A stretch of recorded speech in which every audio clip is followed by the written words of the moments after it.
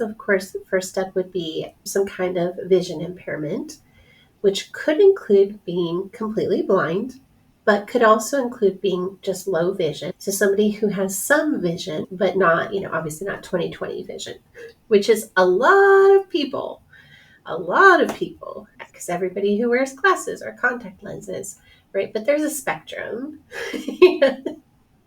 There's a spectrum of maybe you just need to wear glasses to read, right? Would be kind of at one end. And then all the way at the other end would be you have very little vision in your eyes and maybe can only distinguish general shapes or lightness from darkness, and anywhere in between. And then we also have other types of disabilities that affect vision, like color blindness. And there are many, many different types of color blindness. The most common one being just red-green color blindness. So people who cannot distinguish red colors from green colors. But there are many other types, including complete color blindness, where people just see the world in black and white and cannot perceive color at all. And even some vision impairments where they have like cataracts and can't see like certain areas from a certain range in their vision.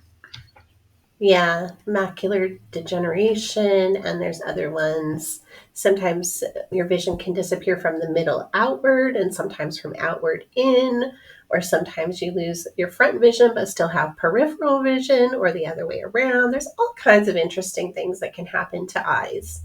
Yeah. So what do we have to keep in mind for people with vision impairment?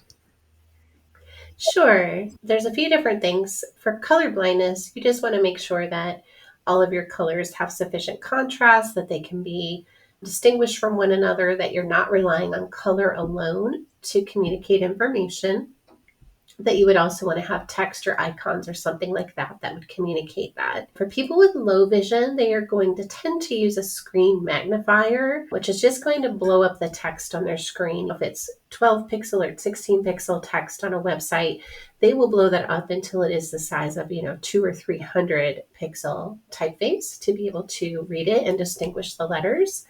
And they may also use screen readers, which are just going to read aloud all of the content that's on the site. So you want to make sure that everything has accessible names and that everything is labeled correctly.